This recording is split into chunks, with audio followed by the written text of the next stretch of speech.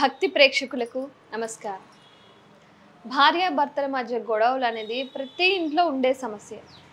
కానీ ఎందుకు ఈ సమస్యలు అనేవి తరచుగా వస్తున్నాయి అంటే భార్యాభర్త కలిసి జీవించాలి, వాళ్ళ జీవితం అనేది సక్రమంగా సాగాలి అనే ప్రతి ఒక్కరూ అనుకుంటారు. కానీ ఏదో ఒక విధంగా భార్యాభర్తల మధ్య గొడవలు వస్తూ ఉన్నాయి. ఈ గొడవలకి పరిష్కారం ఏంటి అనేది మనం గురూజీ బ్రహ్మం రాజు గారిని అడిగి తెలుసుకుందాం. నమస్తే అండి. నమస్తే గురువుగారు, ప్రతి ఇంట్లోనే చూస్తున్నాం కదా మనం భార్యాభర్తల మధ్య గొడవలు అనేవి. పాపం వాళ్ళు ఎంత అణిగిమణిగి ఉన్నా, ఎంత అన్యోన్యంగా ఉన్నా కూడా ఈ గొడవలు అనేవి తప్పటం లేదు. ఏంటి దీనికి కారణం ఏంటి అంటే మనం ఏమైనా చేసి ఆ గొడవల్ని సద్దుమణిగే ప్రయత్నం చేయొచ్చా? అమ్మా, భార్యాభర్తల గొడవలు అనేది ప్రతి ఒక్కరి ఇంట్లో జరుగుతుంది. అవి చిన్న చిన్న సమస్యలు, సర్దుకుపోయే సమస్యల గురించి మనం చెప్పుకోవాల్సిన అవసరం లేదు.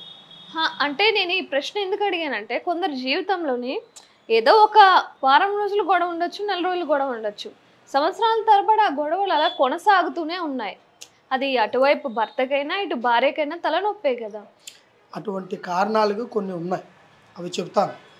అయితే ఏంటంటే ఈ భార్యాభర్తల మధ్య గొడవలు చిన్న చిన్నవి వస్తే అది ఊహించుకొని పోయిన వాళ్ళకి ఎన్ని గొడవలు వచ్చినా కూడా తీసేసుకొని సామర్థ్యంగా కలిసిపోతుంటారు. ఈ చిన్న సమస్య రావడానికి ఇంట్లో వాళ్ళే కొంతమంది కారణం అవుతున్నారు.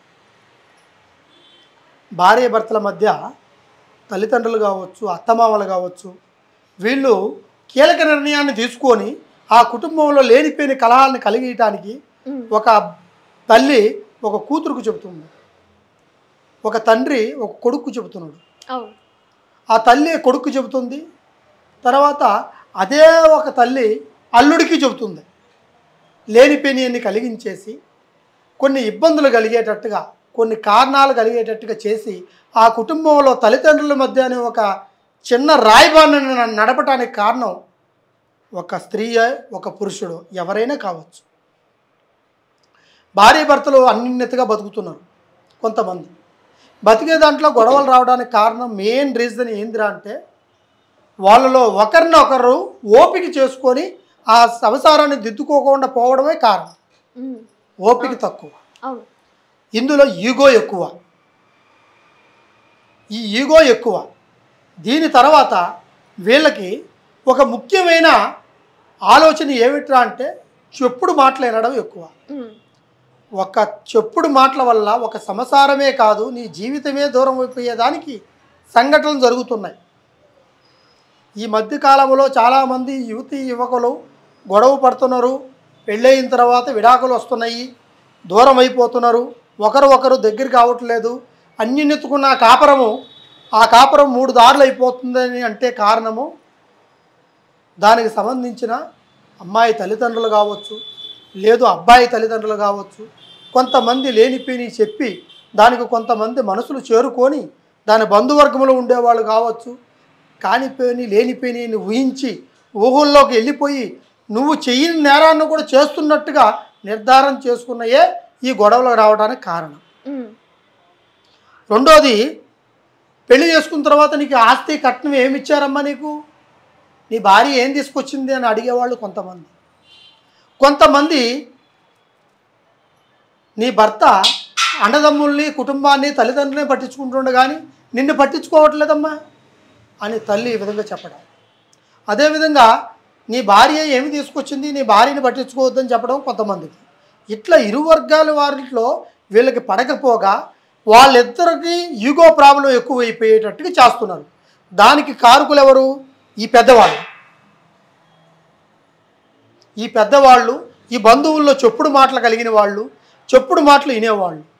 కానీ ఏది ఎట్లున్నా సంసారం అనేది తెలిసిన తర్వాత పెళ్లి చేసుకున్న ప్రతి ఒక్క పురుషుడికి, స్త్రీకి ముఖ్యంగా వినాల్సింది స్త్రీ అంటే జీవితంలో చాలా విభాగం. ఎందుకంటే దేవత లాంటిది. ఆ స్త్రీ ఒక ఇంటికి వచ్చింది అంటే అన్నిటినీ అక్కడ వదులుకొని రావాలి. కొన్నిటిని వదులుకొని వచ్చి కొన్నిటిని వదులుకోకుండా అక్కడికి పోవాలనే నిర్ణయం స్త్రీ తీసుకోకూడదు. అది నీ నిర్ణయం కాదు, అది పురుషుడి నిర్ణయం. నీ నిర్ణయం ఏమిట్రా అంటే మంచి వచ్చినా చెడ్డొచ్చినా వాడు చెడ్డవాడైనా వాడిని మార్చుకొని ఆ కుటుంబంలో అక్కడే అత్తవారింట్లోనే బతకాలనే ఒక లక్ష్యాన్ని తీసుకునేదే స్త్రీ. ఆ ఇంటి పేరు ప్రతిష్టలు తీసుకొచ్చేది స్త్రీ. ఆ ఇంటికి వంశధారకుడిని పెంచేది స్త్రీ. ఆ ఇంటికి లక్ష్మీదేవతను తీసుకొచ్చేది స్త్రీ.